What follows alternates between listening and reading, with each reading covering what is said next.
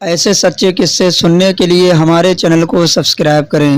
بسم اللہ الرحمن الرحیم۔ یزید کون تھا، کیسے مرا، کس نے مارا؟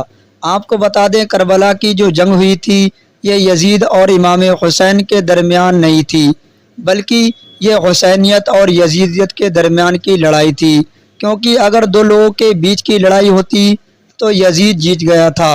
یہ سبھی کو پتہ ہے، امام حسین شہید ہو گئے تھے اور یزید تخت و تاج پر قابض ہو گیا تھا، مگر یہ لڑائی نزدیت کی تھی، اس لیے یزیدیت ہار گئی اور حسینیت آج بھی زندہ ہے۔ ساتھ ہی اس لڑائی کے ساتھ یزیدیت کا جنازہ نکل گیا۔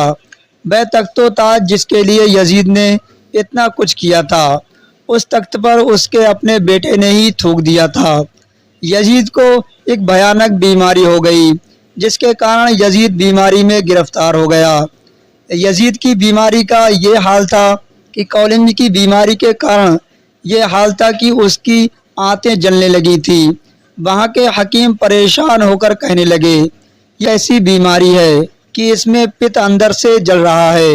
اس بیماری کے کارن یزید کو اتنی پیاس لگتی تھی کہ وہ پانی کے لیے ترستا تھا، لیکن جب یزید پانی پیتا تھا تو وہی پانی یزید کے پیٹ کو جلاتا تھا۔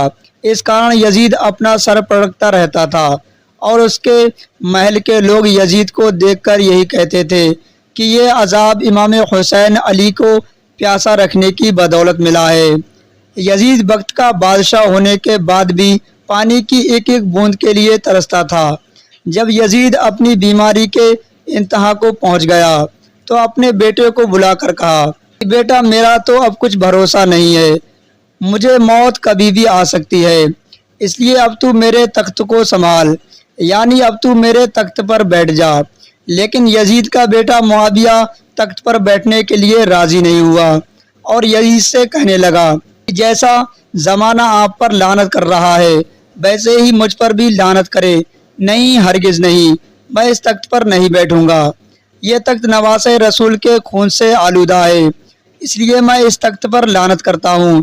اس کے بعد یزید کی بیماری اور بھی بڑھ گئی اور عرب کے ہر قسم کے نشے یزید کے سامنے پیش کیے جانے لگے تاکہ یزید کو بیماری کا درد محسوس نہ ہو اور وہ ہر وقت نشے میں رہے اور وہ پیاس کے لیے تڑپے۔ اسی نشے کی حالت من یزید اپنے سپاہیوں سے کہنے لگا، میرا بندر کہاں ہے جو ہمیشہ میرے ساتھ رہتا ہے؟